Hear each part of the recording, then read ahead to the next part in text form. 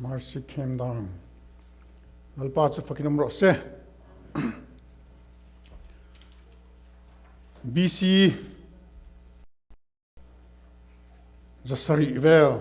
Christapian Ma kum Zasari Vel Khan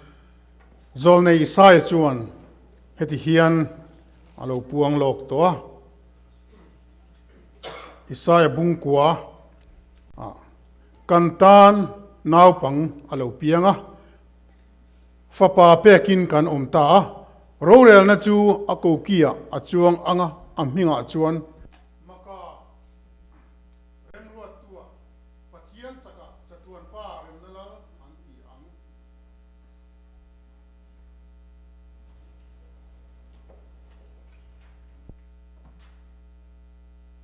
asin de mai ole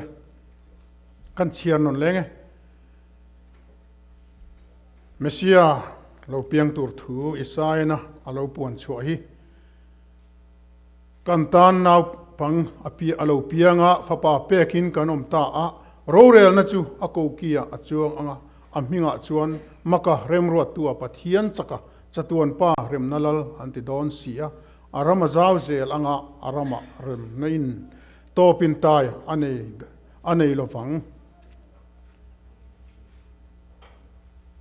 Now lo pianga nakina rorel na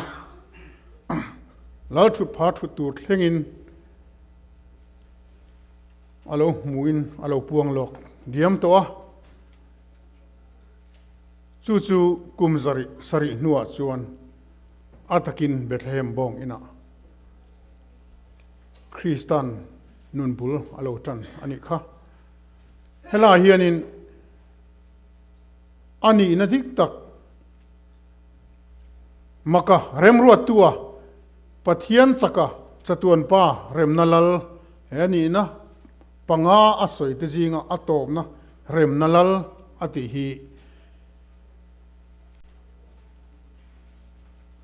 Galilee Bethlehem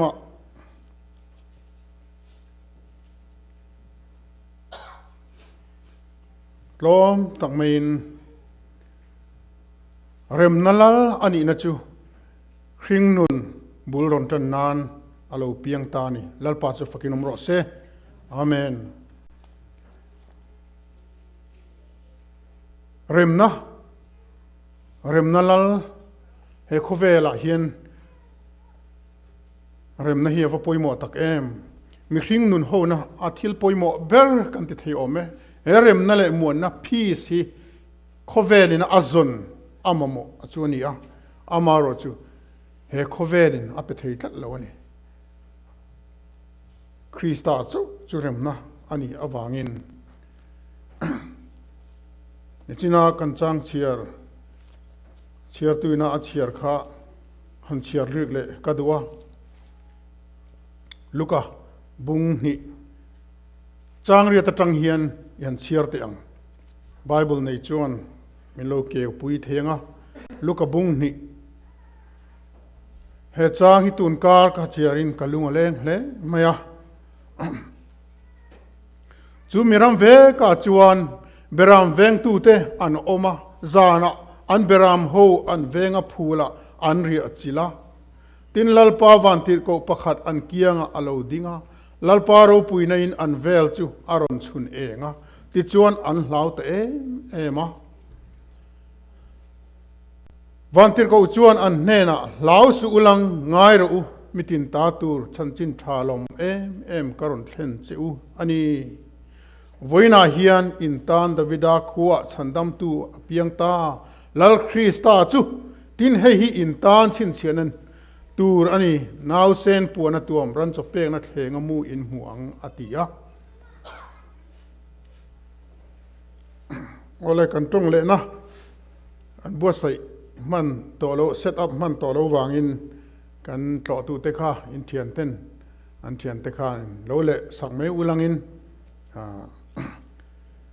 in thlung lo khan in bula lo let mei turin kan ngen chewa kar danga chuan ale na kan neya tong let theizel turin kan loin buat sai don ani ti kha kan soi du ngal boka he chang kan chiar hian tam tak hemi chang rengot po hian chang som pali mo chiar thak zel chon beram veng tu ten he na van tir ko te in la na le in pon na hi thu cha sarmon puitling atling tak seta hemia hian ka cham rei khop maya tun kar chung hian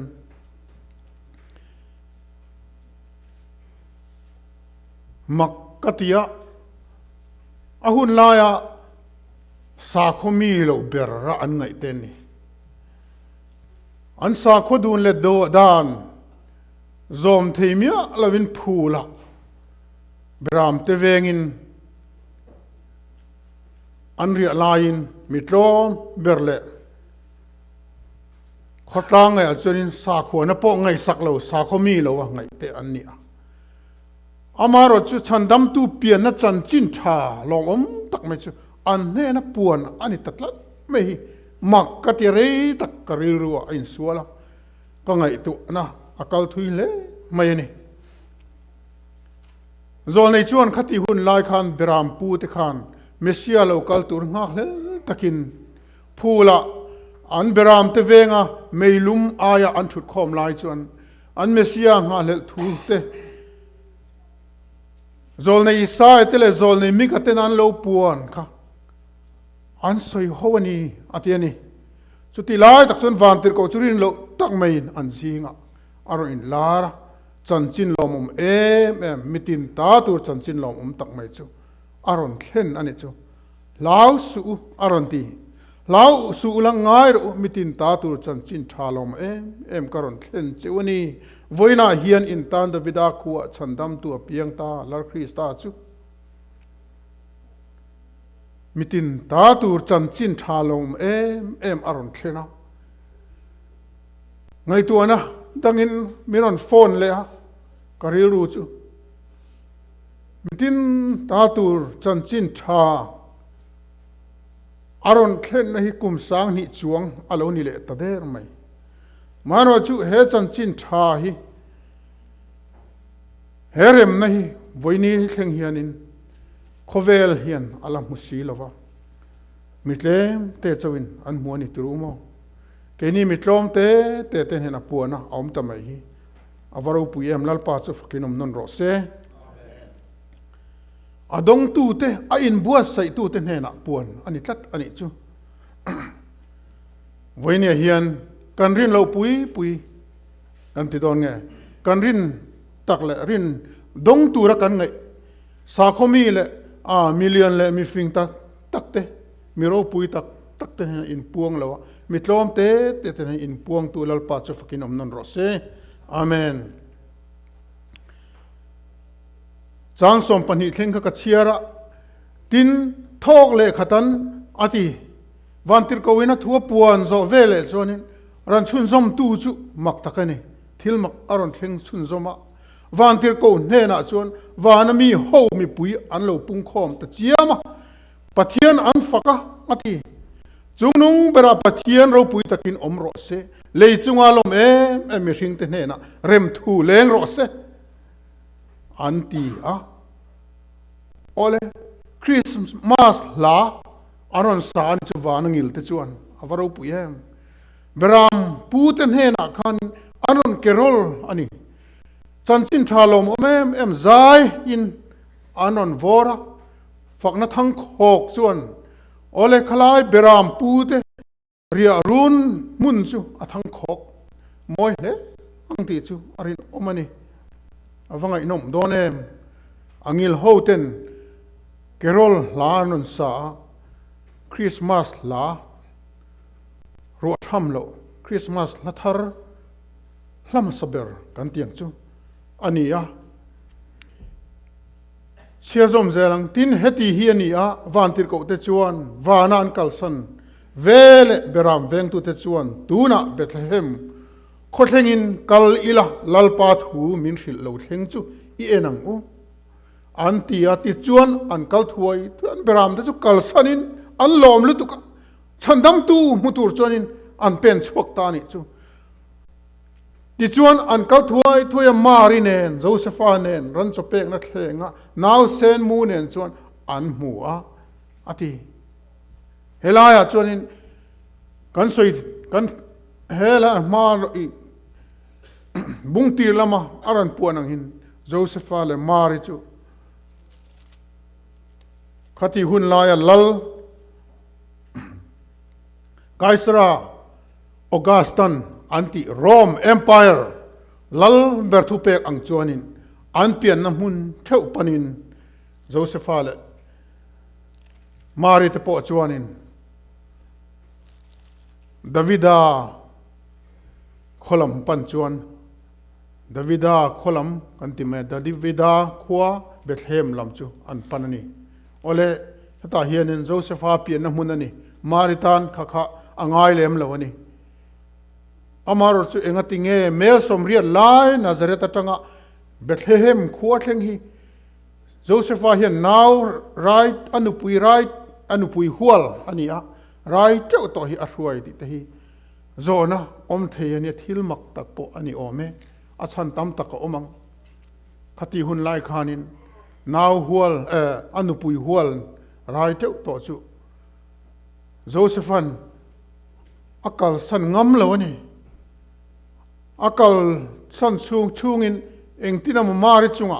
thil sengpal aw mangti te po ahlawani the anjuda da na chuanin kha den lum the ni tlatani anin hual juda tena anin hual hianin han sele lokila kum khalai po a o thin ani ome annu pui hual te kha khatiang khanin anin hual to chuanin thil in hual na in enge bungruate po anin hlan to khati lai khan nula khan pasal dang te lo nei namo lo rai po ni se uire anga pu ani in den lum thei hian ani thin ni chu da te da na chuan ole ani lo pon khotlang le chung kwa chuanin mu sit na men lo atok don ti alang ni chuwang chuanin Josephan a hruai aniange ti ten an ring ani ole ani na taka chuanin chu lowa po apui ber chu zol nei ten an lo soi lok hil lok ang nge in mikana alo puan ang in Bethlehem a chandam tu lo piang chu athlen fam kim nge na tur po ani ang ti chu chiang takin arin theya ole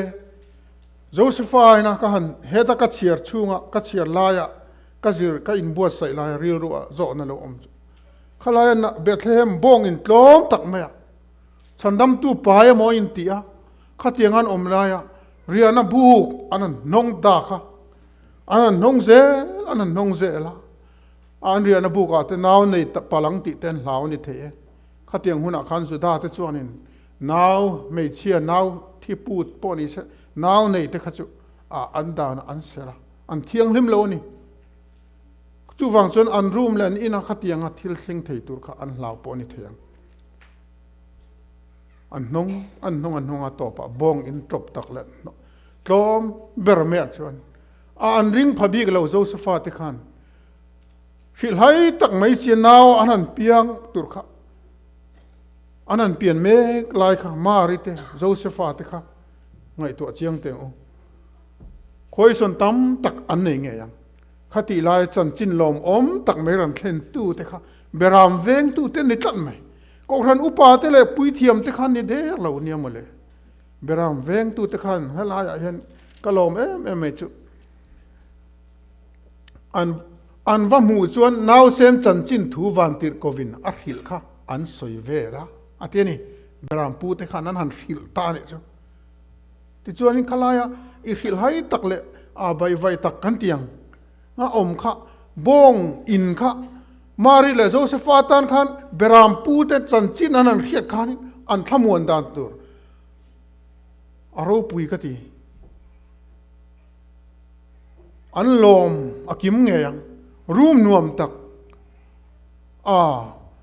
enge ni bong in ni ma seng lim tak mai naw chu chandam tu ni je kha rin le na bo thakin nuam takin anin tuam lom don ti kha achianga chan chin lom tak me kha ahun taka anan khele kha beram pu ta an valu em kati ti chuanin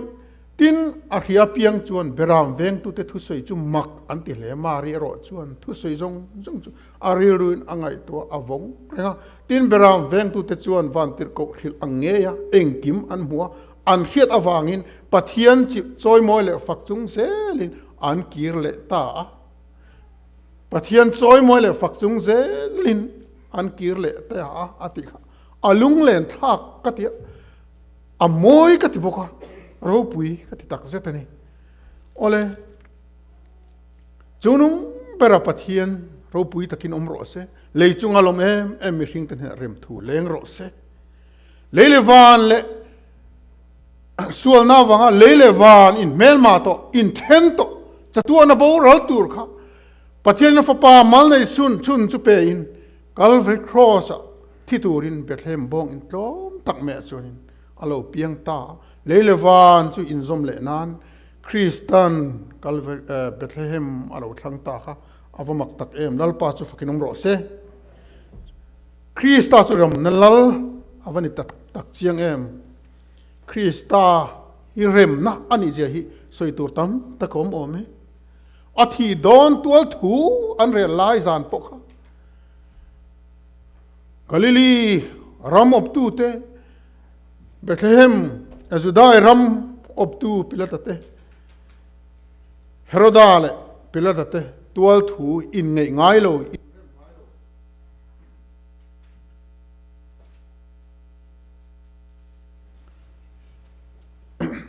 in rem thei ngai reng lo kha lali so chung chang thua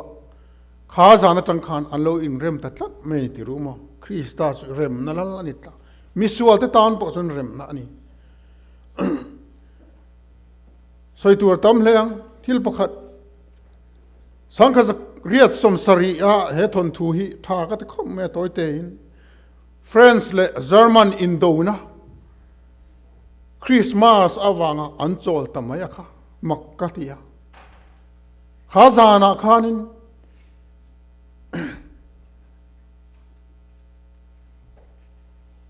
German pa chu France ram nalam ria bu ka chuanin avakalani athian pan akhapa kalsu atiania himlawani ma se avakal luya athian pa avakal chuanin enge avakhiat ti chuanin friends ho zaina Noel ti la an lo sa kha a hriani angai thareng maya helai athian pa khanin athian pa chu an tha thuamo an ka hlum thom ri kha lo ngai chang rengani athi nge ring khan amaro chu tianga Noel Israel te lan lo piang ta ti la an savang wang mai chu German spy po chuanin kha la bok an ma ani German tong la khan an save ta ni chu tianga sari thoman an khia I chuan an saton zela ti khan an san sa kha an lo pung ta zela khami khamia khan German le French ramte Indo zai re rol to lovin Indo chu top te der mai ti thu ka han khiat kha Christa chu he mas kha chu ta chu na lo thing ta tlat mai ni chu male Christmas chu Christa chu remna avani tak chiang em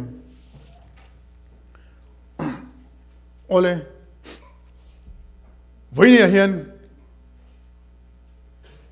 Christmas turin kanin buas saina kan ma Christmas kan mangdona Christmas thu cha ka soi don hian eng tiang zong takin mo soi ila eng tiang nge kan mo zong ber ni ang tia ka in buas ya ka tong trai lai chon ka ri ro Christmas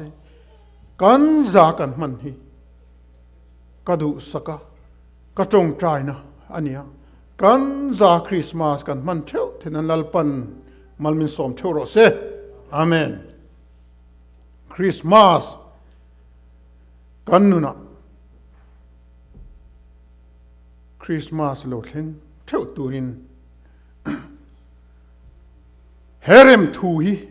kan nu na alo thlen phot angai tlat ni chu Rem Thu Leng Rawhse ti thu poimo tak mai kan nu na alo thlen thei na turin Krista nun kha kan en angai Philippi bung ni changa tanga chang sari kan en chonin heril ru Krista iswam boka nang mani om Rawhse ati am kha voini hen nang le ke he na kan om angai tlat mai ni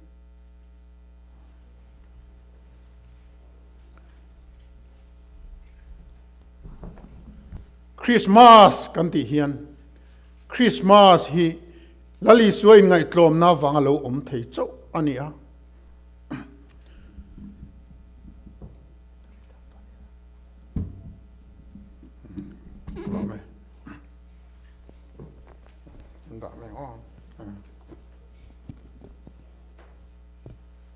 tỏ phun là nó tỏ mày sẽ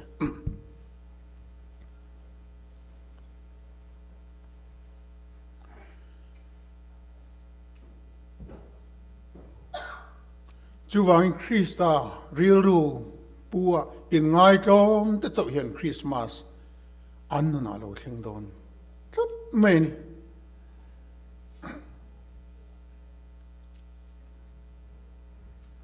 chú vang Krista na ma si aron man dan hi kan ngai to awanga em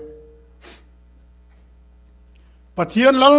ber mai chu Bethlehem bong in tlom aron thlang ani chu mi hring nga aron pianga chu mi hring ro ani na ro po hianin boy aron in siam tlat mai boy ni na ro po hianin thi tur khopa boy thoya aron in siam ani chu avaro puyem thì nó rau po hiền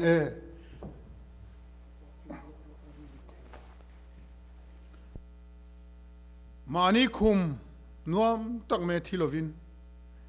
cross layer aron thang ani chu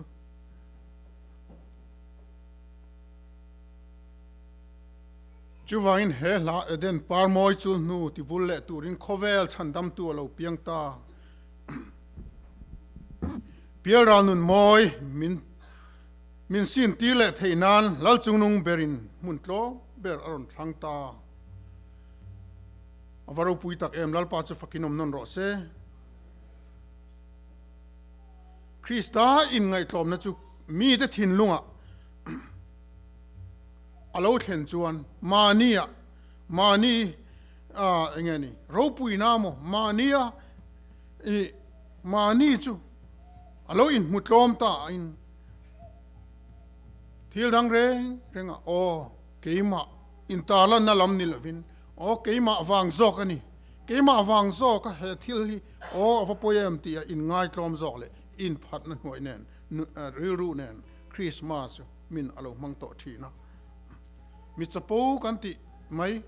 nuna chuanin Christmas a thleng theilo unaw tu December somni panga hi Christmas kan man ni chuni ma seng mitam takten December hi nga hi an mangani thei an thlengani thei ma se annuna Christmas alo thlengem ti zo nei lian tak omani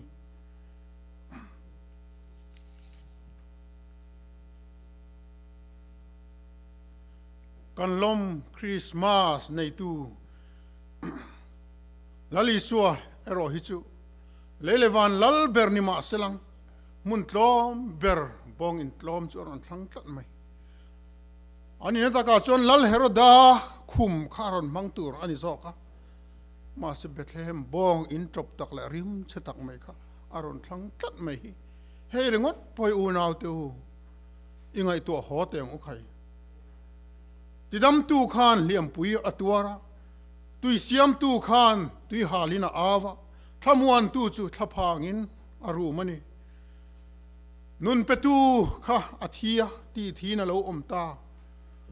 thole na ro pui chu an phum ta ole leilung siam tu ngai chu a siam na leilunga chon an zal ta ani kha Krista in ngai thlom na avaro pui tak em avamak em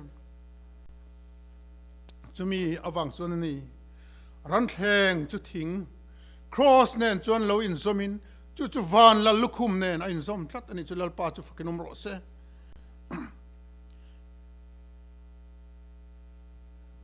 helhain in ngai tloma hring mi achan lai khan nuam sa thei khan hreom tin reng tuarin ran thleng le cross mo alo chan le ti in lai na lo siama si chuan Christmas chuan million mitte a thliar lo a hu rual fekani mi fing le mi mol te a hu ta khati hun la mi mol ber beram pu te le khochak mi fing ber te chu hu rualin Bethlehem bong ina chuanin anon bokhup tlat mai ni chu tak chu mi mun nge chu Christmas ani u naw te u nang le ke in Christmas ta na ka in buat se ya hian chu ril ru chu nang le ke kan nu na hian lo thleng ve nge se abadu om tak em cross in rem na ani kan tile thiang in rem lo nei khovel ti hreum tu ania in rem lo na hi chu khoya po hian thil nuam ani ngai lo ni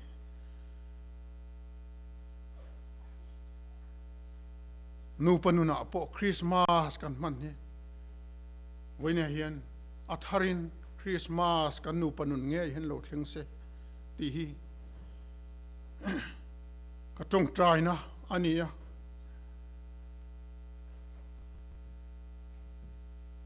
nu panun kan ti hian ani zana kan nu pa kan nu om lo he voin ni hi kan tlem nu le pa kan tlem tum ber ni om ngo ka ti ni then khat school lama Bellsville schooling program an lo ne wa nu le pa then khat anom lo wa chu teng program dang mun danga tele kholzin wak te an oma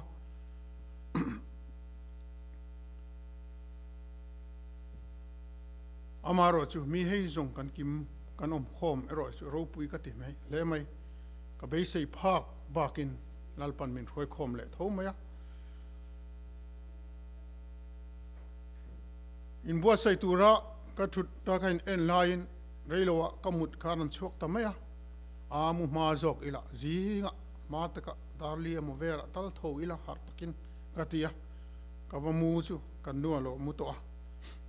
ka mu tur khan ka ti haraniang kam ti le ta zo ka mu chuak sung chung chun ka mu chuak chu lo har ve le kan ti a e chuan in dar khal le chan ve hiar lo thinga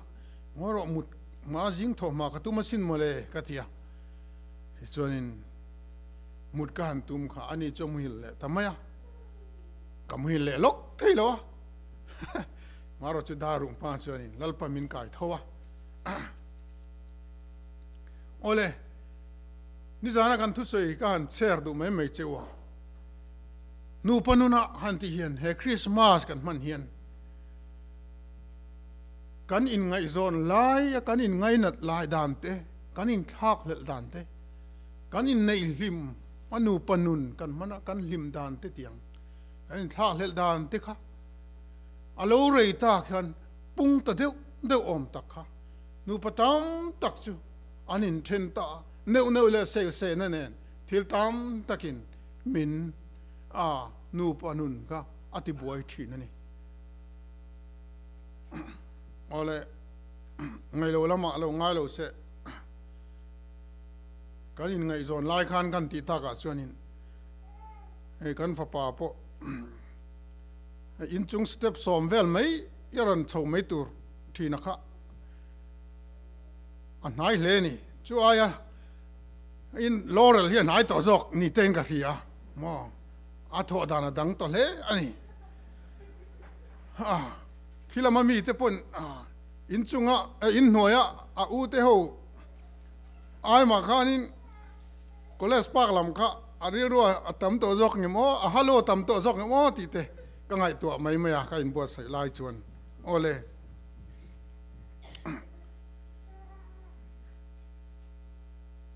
nu panun kan ti te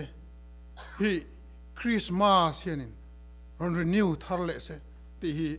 kan nu panun in kara ten Christmas hi atheng thei donem thenom khovenga te po hian thenom khoveng te hi pathian zara thenom khoveng e hreom na hi I kan la experience claim ani karinga kala tong lova pathian zara amaro chu Mizoram kan chung ten inan sa khan in sakna chu fit level kha I an then omani Mizoram chu kan thria jim the em ha fit level kha an pi I ramri ani an in pindan ramri ban phun na ni an thenom te kha na ron savele chen ri khan phoya khata khan banan phun ta ni chumale o khai ka ti minan fil chu kanui kha jang reng khoma chu Mizoram mami tam takte ko tan in khin na polo fo mai ti te kha ka riat bel le zela ole amaro chu voinia Christmas en kan then khovenga te hianin eng tienge Christmas lo khen le ti hi kan in zo na lo ni fo se kan in te kan sanai te la kan thin lung te hi anai mo ti hi zo na kan in zo na ni fo se khotlang na po hian kan khotlang nun te kan thira pathian zara se neu hi kan nei tlem le in ka ria Maryland hi bi takin khodang te ngai to in mun dang ram dang te ngai to hian malsom na kan dong mi o ka tia kan lim tlang ko khran kan lim tlang le in ka ria chuta chun in chapo na ni lo ram se kan ko khran te lalpana min manda ni khotlang MCF zona po arhoi tu te kan ni a MSS zona po khotlang Maryland huap pon arhoi tu te kan lo ni se la USA huap po arhoi tu te kan ni se mai te po hi pathian mal som na ani kan ti lo thei lo wanga henga te po hian lalpan eng tin nge min man na zon hi Christmas a thenang ti hi khotlang na po hian I thlir theu te ngu khai ko thana po ko than krong kan bol na te po hian pathian zara kan ko than min hruai to na te han thlilat ila la ke jong lom thu sei tur awatam em ka ti engma chang chuan lunga ina te beidon na te hlipuin min nuai ani zep thu lawa tun karpo hlipuin min nuai ani ti chu kan hretlang theu ome amaro chu ni e hei khovel ani tlata ti in ka in ne ma khovel ani miau maya vana tang to zo ka thipui lo in tran to lo tle me ka kha voini thlengin le nakin na I so local thlengian he thli kan ngai em kan du tak te ne ente kan ho reng don rong kan bol ho reng don mo kan ti la in then na thu te kan in bye hun te alo thleng mai tur ka mi thlan ka han suang to mai te hi ka relu anatun kar chu lung le nein min bom le a thin min noi vel ani ti rumo eng ma tu ma in mo chiat thei kanom lova amaro chu he khovel ani miao wa kan ko thran poi kan bang don lo kan bang lo ani ta hian kan in tong trai pui ton zel anga lai na tu ma ril ru na le lung leng o eng tinge soi lovin atiang deuh khan heng Christmas alo thlen don hian u nau teu setana hian kan ti teang kong chi rang in Christmas kan thlen kan Christmas tak kan man thelon du hian na thok tlatani chung ko tina a ko khrana po abang lo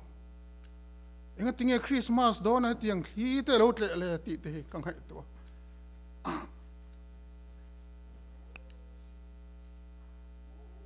setan hian kong thangin he Christmas hun hi ama khom mai business hun enge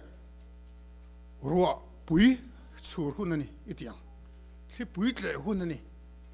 kum tluan thlatam tak zong thlatam tak kal ai he Christmas season hi an income tam zok kumani that me thlatam tak zong ai khan thlakwa thlasom lai ai khanin tun thani kha chung te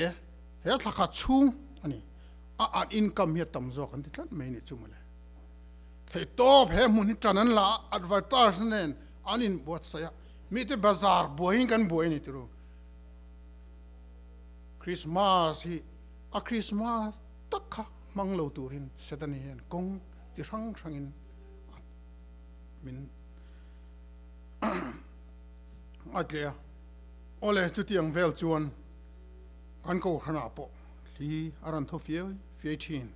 ma se he hi pathian ro puina je ani ti hi riang u khai ko ran rong bol na ko ran tam takte in en fia tur atama chungril nun in po tak silo kan than mo bokhi in en photurin ka in fui do Christmas hi ke mani rilu in po tak chunga Christmas rungrual taka in ngai tlom na thin lung nen ke mani in kar rilu kanin ti na ton na te omem in rem lo na enge omle ti hi in zot ton theu ila lekhabu ka chiar pakhata chun cross in atti asoi zoilo hi asoi zoilo mi hring thin lunga hian ik sik na hi amu hil derani ati tlat meni chu mu hil derani awang chuan a har wang le ik sik tur amu rualin a har fathin atiani he dik ka dik khop maya fa patlan bo upa zok po kha thin lunga ik sik na mu hil apai tlata mu hil der ani awangin anaw lo ho khanin aron palharta chuan anaw ik sik na chuanin apala ka chuan avui ta ni ti kan hmu ani chumi thleng chu I chuan a soya itiang apai na a hnem dan te kan hri ani a story zel tu ringai thak han ngai tu chiang mai la kha pa vui vai le ik sik thin lung lo ina amalak chho zel dan tur le an chung kuang hong chho dan tur te kha ka han suang tu mai mai ik sik nei o chu pa thin lunga chung Christmas atlengai lo ni December ni nga chu mang fo ma seng Christmas mang lo hian aliam pui thin ani chu ole lal chung nung berin mun tlom ber aron thanjang khan wanangil zai pol te chuan lei chung alom em mi hring ten hena Rem Thu Leng Rawhse aron tia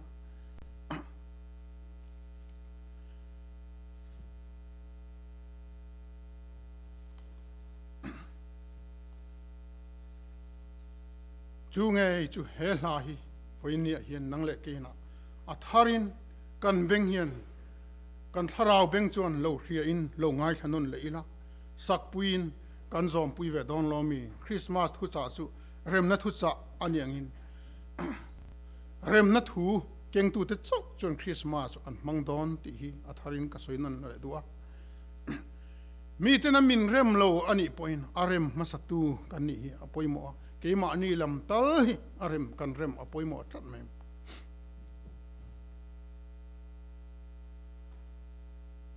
mi te kan rem theilo sual nge me Christian min du ani Christa ta ni lo nang le ke le kan tak sapum hi kan ta ni ma sengin ke ma ni om Christa nei lo Christa ta ni lo hi ikol lawang o khai chapo na te ik sik na te du am na te kan nei hi Christa ta ani lo he Christmas nen hian chung chu Christmas kan man don kan in bo sai na hian chung chu hlip thla in Christmas kan in puat chain kan mang don lo mi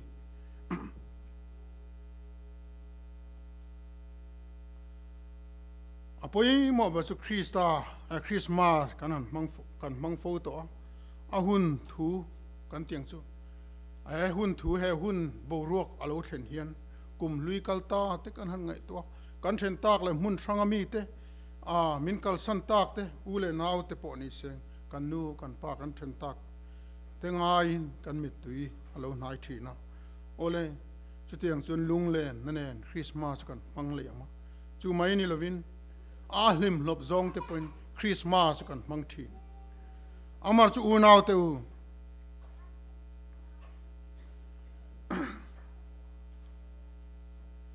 Christmas atang hian he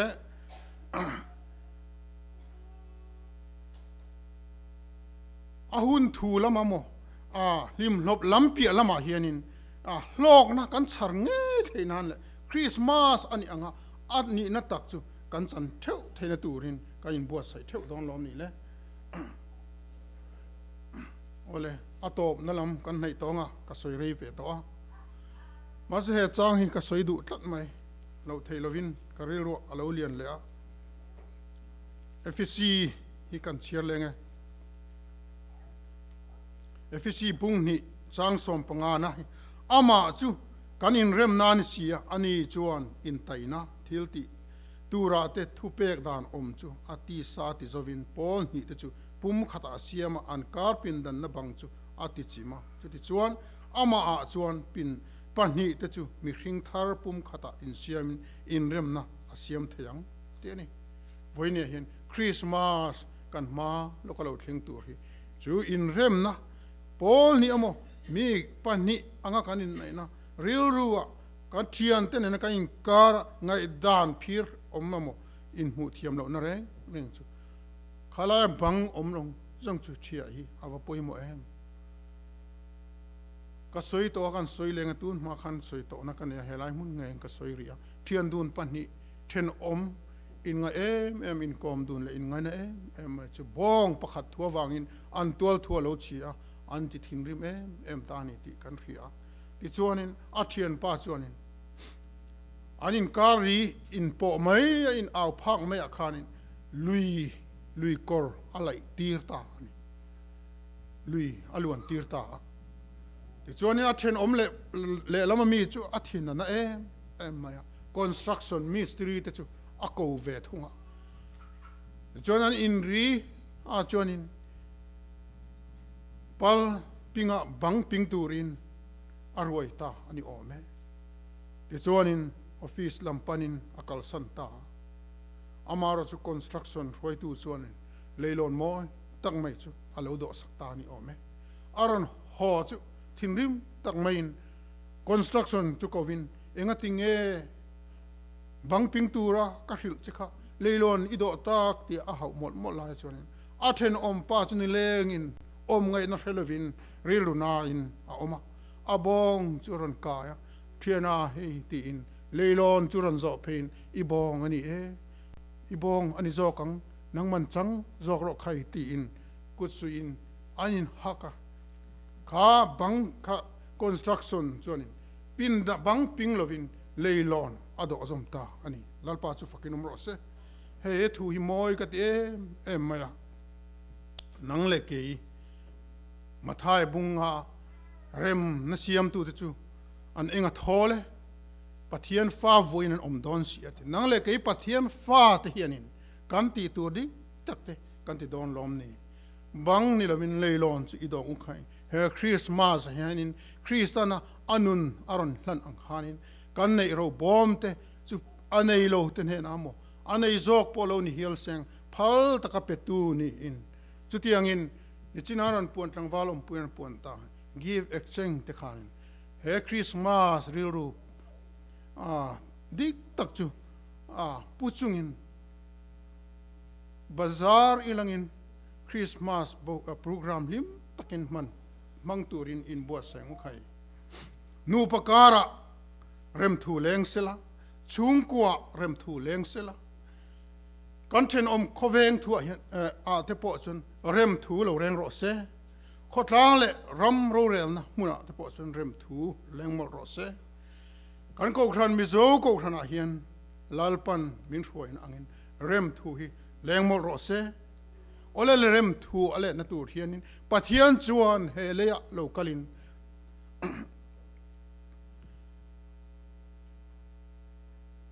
aron se masani angin nang le ke ipo mi de chen masak tur chu ngak lovin a che masatua itang kan tang don lom ni le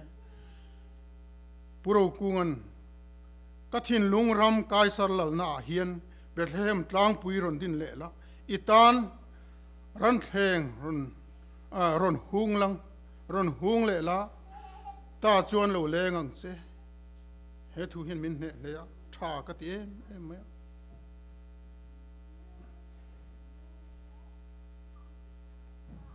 kan lan hung kha kan ria lalpa pathian mangai na top nei lo chuan kan pastor hian du em ka rol na po hian a thang fo maya win na hian ke pun hela hi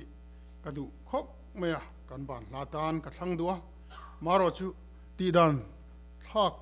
ti dang lam ka duwa chu thu chungin bulkan tananga hela thungun takangai to chungin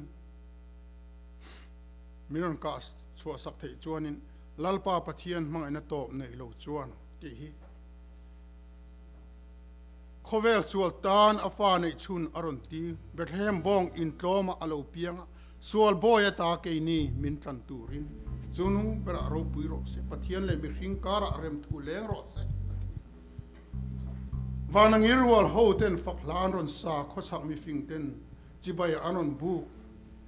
leberam pu ten anthin lung anon hlan keini po in kanthin lung ilhana keini po in van mi te lung rol pu in khosak mi fing leberam pu te angkhan kanthin lung le nei zong ne na hlanin re thei zong nen kan fak fawang Emmanuel choi mo na dong kum khwaro ati Bethlehem bong in tlom le Calvary cross chun tlangin van hi atheng zak mai ni ti hela hi na po thui le in ka ria min ne khom me min tan tura le ya ilopian wang le Calvary ithi sen lu wangin ita kan ni van min hruayang che atiani rilu le tong trai chungin kan thu soi tak te kha Christmas rilu pua in bua sai chungin hel hai sa ila a thei chu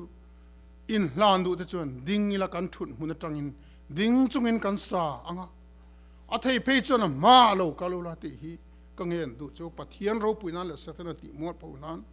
hel hai ru ti tak zatin sa ilangin kan pastorin in hlanna kan zatan Christmas chu December ni ngai tun ma nga mang mai liam mai lova at taka Christmas lo thlen nge the nan le kan nuna nun than na kum thar chu kan man chho the na turin pathian mal som na kan nuna lo thleng turin pastor in mal som na min hlan sak turin kan somanga ti chuanin hela hi kan lo sanga riru la ti tak chatin in hlan thei te chu ding chung le ani lo pon amma lo kal thei turin kan som chuani satan ro puinan le pathian satana ti tlom nan le pathian ro puinan helai riru le tak satin stemu lalpa pathian mang ina top nei lo chuan